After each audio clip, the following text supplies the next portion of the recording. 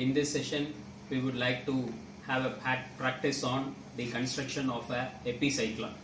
The construction of epicycloid already we have discussed in our previous session class. A epicycloid for which the generating circle is of diameter 50 mm and the directing circle is of diameter 180 mm. So we are going to construct the epicycloid for this given dimensions. Okay, we shall continue the practice. Let's discuss how to construct a epicycloid. So we have to construct a epicycloid for which the generating circle. This circle is called as the generating circle. The generating circle is of diameter 50. So the radius is 25. Then this circle has to roll over another large diameter circle. So this is the large diameter circle. The name of this circle is called as the directing circle. So the directing circle is of diameter 180 mm, that is, it is radius 90. So this, from this point C, the radius is 90. So now the generating circle has to roll over one complete revolution over this directing circle. So what will be the angle subtended by this particular generating circle on the directing circle for one complete revolution? That we have already discussed in the class. So we have to calculate the value of theta. As the generating circle rolls over the directing circle for one complete revolution, a point A on the generating circle will subtend an angle of theta is equal to 100 degree. So we can calculate the angle theta using this relation. 360 degree into small r divided by capital R. Small r is the radius of the generating circle and capital R is the radius of this directing circle, that is 90. So small r is 25 and capital R is 90. So we get theta is equal to 100 degree. So I have to put theta is equal to 100 degree should be subtended here. So how we can subtend this angle? Already CA we have constructed. In that CA we have to keep our protractor like this, so that the 0 coincides here and you have to have the center point, and you can take 10, 20, 30 up to 100. So 100 degree. So this 100 degree you mark a point here, then you draw a line from C passing through that point which cuts the directing circle at the point B. You further extend that line, and from B with the radius of the directing circle, that is 25 mm. This 25 mm you take in your compass, and from B you fix the point D, which is 25 mm radius. Now with D as center you construct this circle. So this is the final position of the generating circle. Now you have to split this generating circle into 12 equal segments. How to split this 12 equal segments? You can see that each segment is of 30 degree. This is of 30 degree. Each segment is of 30 degree. That you can keep your protractor. Initially, after constructing the circle, you can keep your protractor like this. You can keep the protractor like this. And here you can see that 0, 10, 20, 30, 1 point, 40, 50, 60, another point. So similarly from this side 10, 20, 30, then 40, 50, 60. So that you can, this side you will get 3 segments, this side you will get 3 segments. Similarly you can get this sides also. So totally you have 12 segments. Some cases you can divide this into 8 equal segments also. That will also work fine. So if you want to divide this into 8 segments, you have to take 45 degrees. Each segment will be of 45 degrees. Okay, right. Now we can draw the arcs with C as center. Now with the C as center, you take your compass, you fix C as center, you take this 11, C11 as radius. I take the C11, this one. If you draw an arc through this, it will pass through 1 and it will come up to here. Okay. Now take C10. This is 10 with C as center and C10 as radius. You draw an arc. Now it passes through 2. Then we can take C9. C9 as radius. Now we can draw an arc which passes through 3. Then you take C8. C8 as radius. You draw this arc. Then come for C7. It passes through 5. Okay. Right.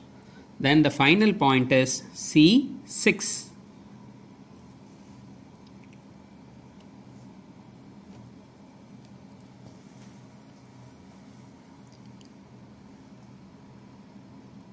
C6 can come here. Okay. We have to split this angle 100 degree into 12 equal segments because already we have split up this generating circle into 12 segments. So how to split this angle 100 degree into 12 segments? So initially we can split this 100 degree into 4 equal segments, that is 25 degree each. So how we have to split this? You keep your protractor like this. You coincide the 0 with this line and this will be the center point. Now you can see that this is 100 degree. So this total 100 can be split up into 4 equal segments. So that is, this is 25. And then this one is 50. And then this one 75. So I have split this into 4 equal segments. Now I can construct lines through this.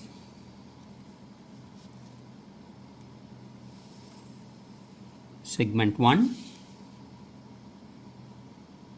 segment 2, and this is segment 3. Segment 3. So now you have 4 equal segments, that is the generating curve, that is this OD. This OD is split into 4 equal segments here. Later on, this 4 segments, each segment should be split into 3 more segments. Then only we will get totally 12 number of segments. So since this segment is having an angle of 25 degree, 25 divided by 3, which is equal to 8.33 degrees. So using your protractor, you take 8.33 degrees and you split this into further 3 more segments. So each segments need to be split up into another 3 more segments. Totally you will get 12 segments. Now I have splitted the total 100 degrees into 12 equal segments. Initially we have split up that into 4 segments, 25 degree each. Further that 25 degree has been split up into 8.33 degrees each using the protractor. Now you can name the center points as O1, O2, O3 up to O11 on the arc OD. Okay. Now with O1 as center and OA as radius. OA is 25 mm. 25 mm as radius. With center O1, you have to cut the arc through the arc passing through 1. Through the arc passing through 1. Now I take the compass. This is OA radius. Now with O1 as center, through the arc passing through 1, I cut the arc. I cut an arc. So this is 1. This arc can be named, this point can be named as 1 double dash. Now with O2 as center and the same OA as radius, you have to cut the arc which passes through 2. So now I cut an arc here. So that is named as 2 double dash. Similarly, you have to cut the arc from 3 and passing through 3. So through this arc. Now I cut this. So this point. So this is 3 double dash. Then with 4 as center, O4 as center, OA as radius, you have to cut the arc which passes through 4. So now I cut like this. So this point is 4 double dash. Then with 5 as center and OA as radius, you have to cut the arc which passes through the arc through 5. So this one, this point. So this is 5 double dash. Now you have to come to O6. Now this should be exactly straight. So I cut the arc here. So this point is 6 double dash. Similarly, with O7 as center and OA as radius, I have cut the arc which is getting through the curve passing through 7. So that is 7 double dash. So while cutting this arc with O7 as center, you are supposed to cut the arc like this. So on the right hand side, you are not supposed to cut the arc here in the left hand side. You have to cut in the right hand side. Okay. Similarly, you have to go for O8 with O8 as center and through the curve passing through the arc 8, you have to cut this arc. So that is O8. Similarly, from O9, you cut the point 9 double dash.